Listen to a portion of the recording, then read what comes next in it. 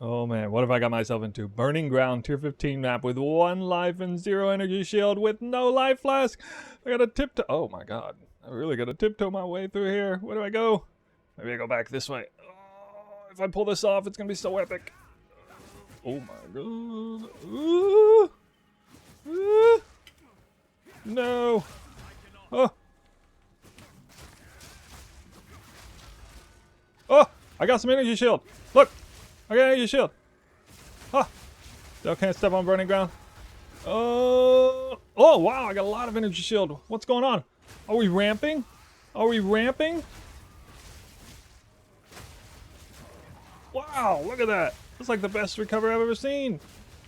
Okay, uh-oh. Whoa, whoa, whoa, whoa, whoa, whoa, whoa, whoa, whoa, whoa, whoa. There we go. I think we're home free. Nice. Almost capped even on a burning ground map. Everybody loves burning ground, right? Can I reach the top? Yes.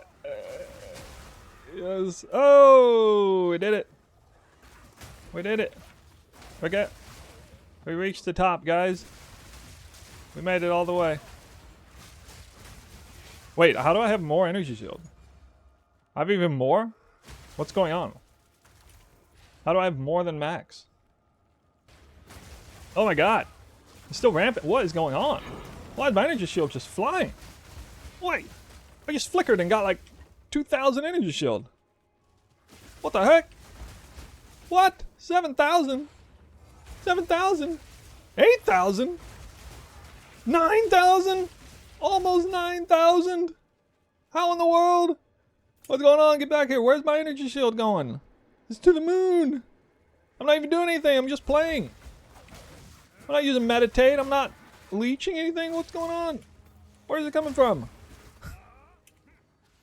Okay, guys, it's new here. I hope you enjoyed that little showcase. We are putting a particular skill on absolute blast today because it totally deserves to be blasted out.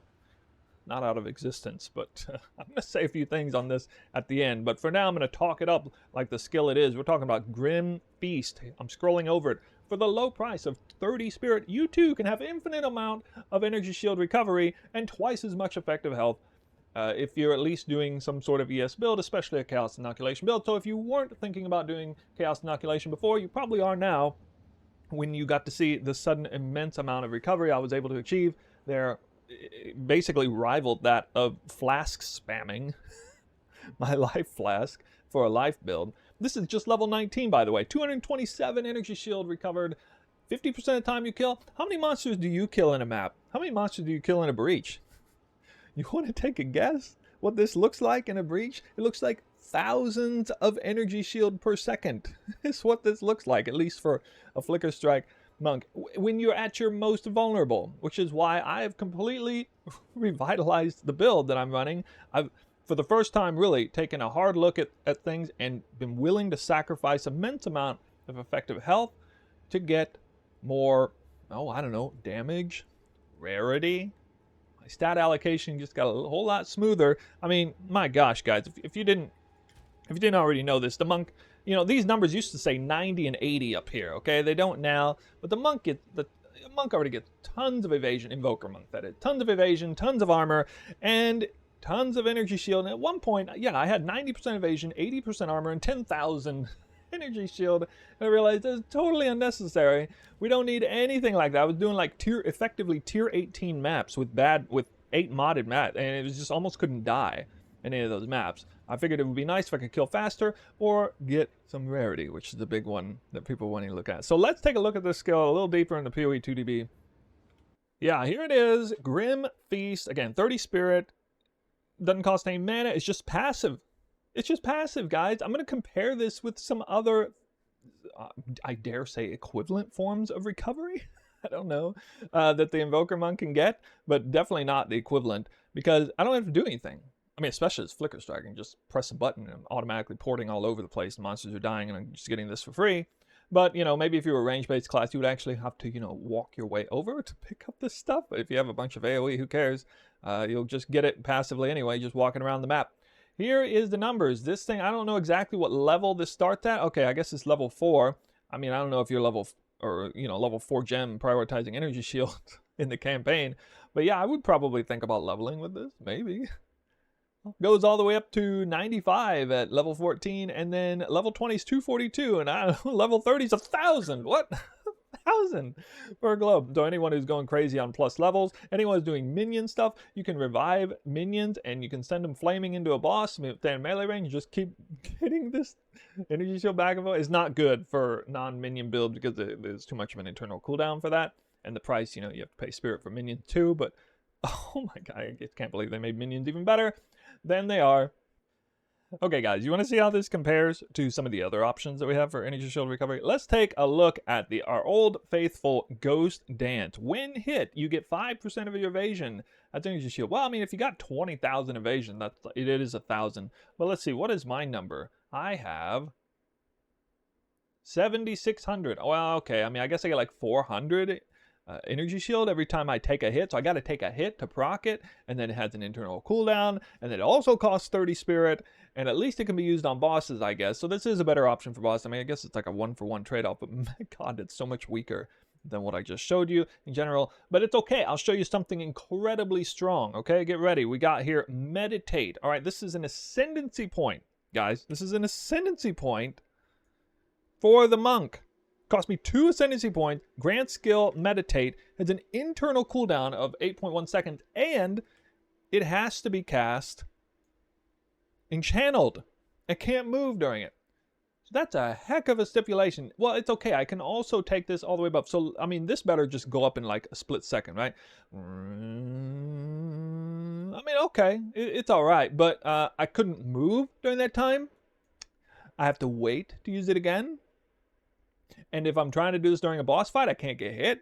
If I'm trying to do this in between packs, I can't move and I also can't get hit.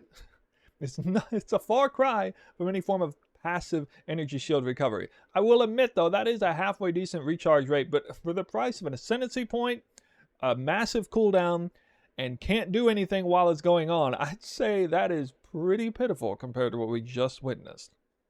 Oh yes, and I feel morally obligated to mention this one here. When I was theory crafting, and I realized there was really just kind of no answer for energy shield recovery. It's going to be a major problem.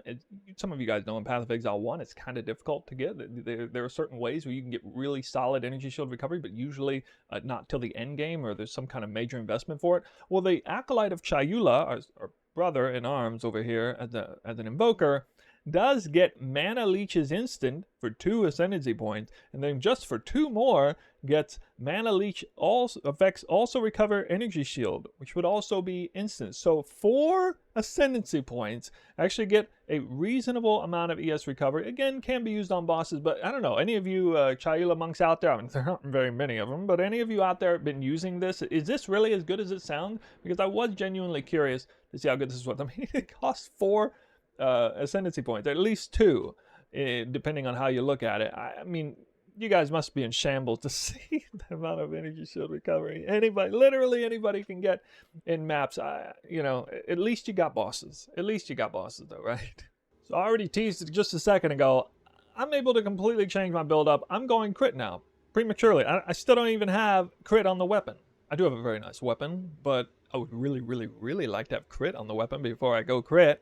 But you know what? It seems totally worth it because I can use a little bit of extra damage and I can sacrifice actually kind of a lot of effective health or defenses because of the ridiculous amount of energy shield effective health and even more impactful recovery that get while mapping, especially juiced up mapping.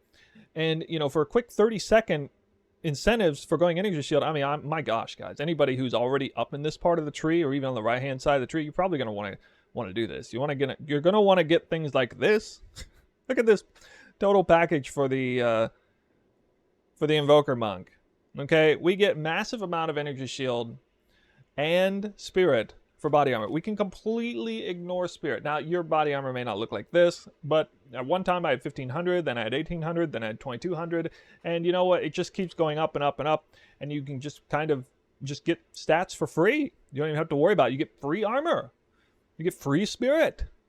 You get free energy shield. I mean, you have to pay a little bit for this. And then you can go all the way with it. And then you get free chaos res.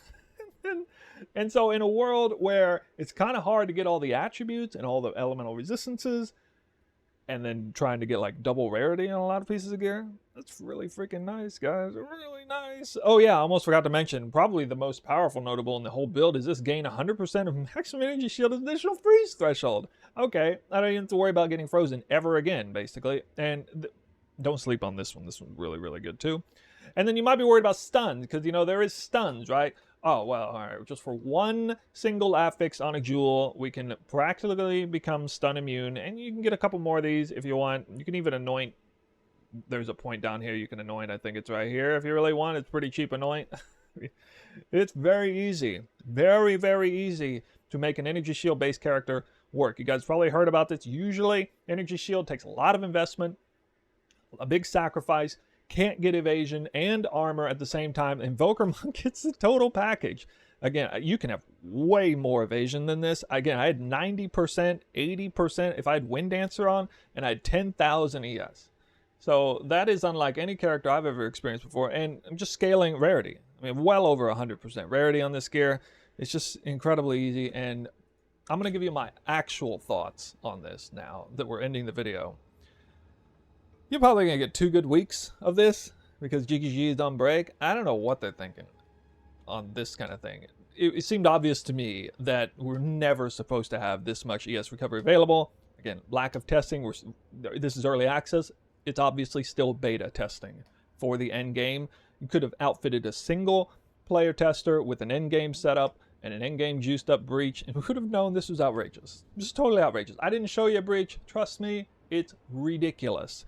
Feel incredibly safe, almost no way to die on a character like this, doing a tier 18 breach with a whole bunch of terrible mods. It's very, very quick and simple and easy, and you know, even if your damage isn't good, doesn't matter, you can still tank everything pretty much.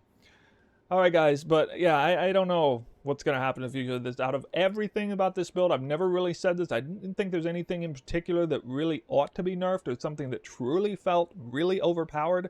This is, okay? This is actually bananas. And for anyone who is even remotely thinking about scaling Energy Shield in a serious way, well, now you definitely are, if you didn't already know about this. So that's the PSA.